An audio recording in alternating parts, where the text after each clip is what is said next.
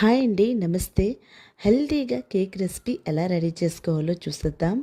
No sugar and no మైదా అండి. ఇక్కడ ఒక కప్పు రాగి పిండిని అయితే తీసుకున్నానండి. అలాగే ఒక కప్పు గోధుమ పిండిని తీసుకున్నాను. చాలామంది షుగర్ తినడానికి ఇష్టపడరు కాబట్టి షుగర్తో చేసే కన్నా మనం బెల్లంతో చేసుకుంటే మనకి హెల్తీగా కూడా ఉంటుంది, టేస్టీగా కూడా ఉంటుందండి. కేక్ తినాలని ప్రతి ఒక్కరికి ఉంటుంది కాబట్టి ఇలా రాగి పిండితో హెల్తీగా కేక్ని రెడీ చేసుకోండి. రాగిపిండి తినని పిల్లలు కానీ పెద్దలు కానీ రాగిపిండి రెసిపీ చేస్తే చాలామంది తినరండి.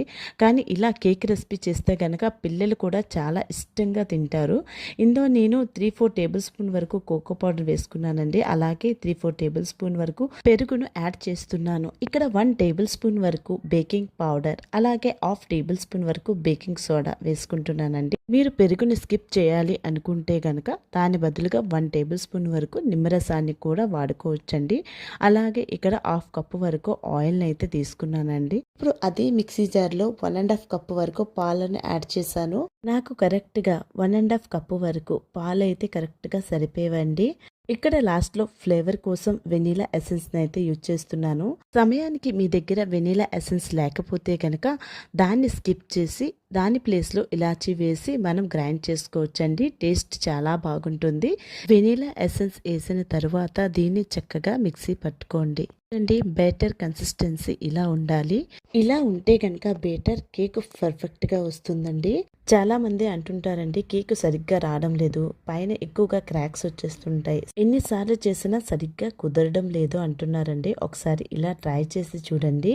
పర్ఫెక్ట్గా ఎటువంటి క్రాక్స్ కూడా రాకుండా చక్కగా వస్తుందండి. ఇక్కడ ముందుగా నేను కేక్ గిన్నెని డస్ట్ చేసి ఉంచుకున్నానండి. మనం ముందుగా మిక్సీ పట్టుకున్న బ్యాటర్ని అయితే కేక్ గిన్నెలో వేసుకున్నానండి. దీన్ని 4-5 టైమ్స్ వరకు ట్యాప్ చేయండి, లేదంటే హెయిర్ అనేది ఉండిపోతుంది. ట్యాప్ చేసిన తర్వాత ఇలా మీకు నచ్చిన డ్రై ఫ్రూట్స్తో అయితే గార్నిష్ చేసుకోండి. ముందుగా ప్యాన్ హీట్ చేసిన తర్వాతే కేక్ పెట్టండి. ఇక్కడ నాకు కేక్ బేక్ అవ్వడానికి అయితే 45 మినిట్స్ పెట్టిందండి. నేను 30 మినిట్స్కే ఓపెన్ చేసి చూసానండి కేక్ బేక్ అయిందా లేదా అని. మీరు స్టిక్తో అయినా నైఫ్తో అయినా ఇలా ట్రై చేసి చూడండి.